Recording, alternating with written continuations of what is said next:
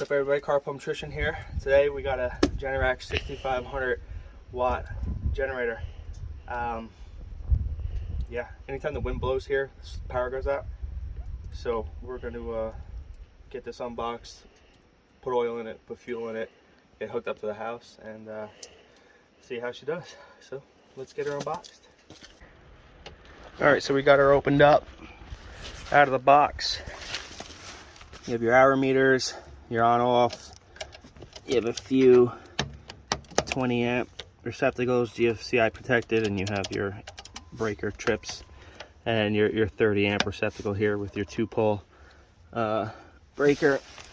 It's your oil fill, your gas fill, gas fuel gauge, your starter, air box, fuel on off, your choke, and here's everything that was in the box. You have a funnel for the oil, your 2 wheels, your handle, a few bump stops for the lower, I believe those are the axles for the wheels. So I'm going to get it completely put together. I'm going to put some fuel in it. I run non-ethanol just because, I mean, carbureted motors, it's just easier for cleaning and storage. So yeah, I'm going to get it put together. We're going to hook it up to the house. We're going to turn it on and see what we can run in the house. Stay tuned. So here's a quick tip. When you're assembling the unit, don't put any fluids in it until everything's assembled, because you can tip it up on its back and you can get the feet and the wheels on a lot easier than if, I mean, obviously if the fluid's in it, you can't tip it back. So there's everything. Wheels, your bump stops with your feet, handles on. It's got the lock pin here, so it stays in the lock position until you're ready to put it up. And what we're gonna do is let's tip it down. There she is. So I'm gonna add the oil, add fuel, get it turned on, make sure she's running. These won't bother so much, but there was a plastic piece you might want to just take off the air filter. It's on the housing, it's not gonna bother anything, but anything that could melt, you might want to get off this. So yeah, fluids, we're gonna start it up, get it running. I'm gonna get the wire out of the house, hook it up, go in the house, turn the transfer switch on, and see what we can power until she runs. We obviously don't want to overload the unit. We want to keep it running so that way I can get the most fuel efficiency out of it. But yeah, I should be able to get the lights, water, and one of the heating systems on. So let's do that. I'll be right back.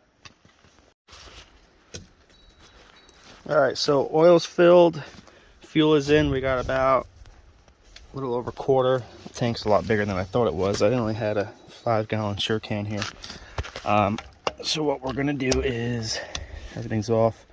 We're gonna turn on, which is your main kill switch.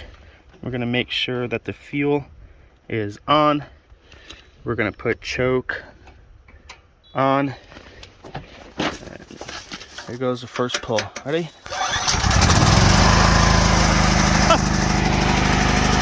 Never in my life have I pulled first time and had something start on me.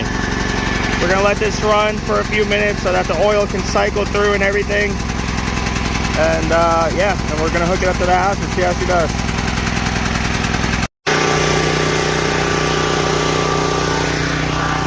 Alright, so all in all,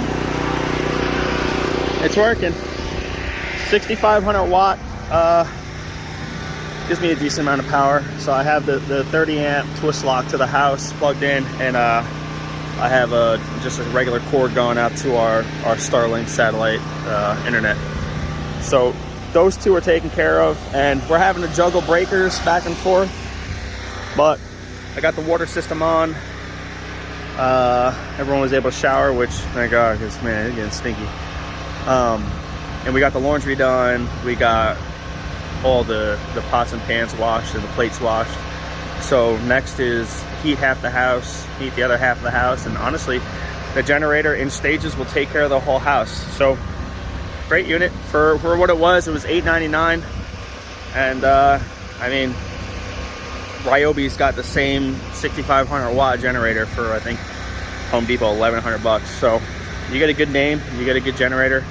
Just take care of it. So I highly recommend it if you need it, like we do. It's a good unit. So I'll see you guys next time.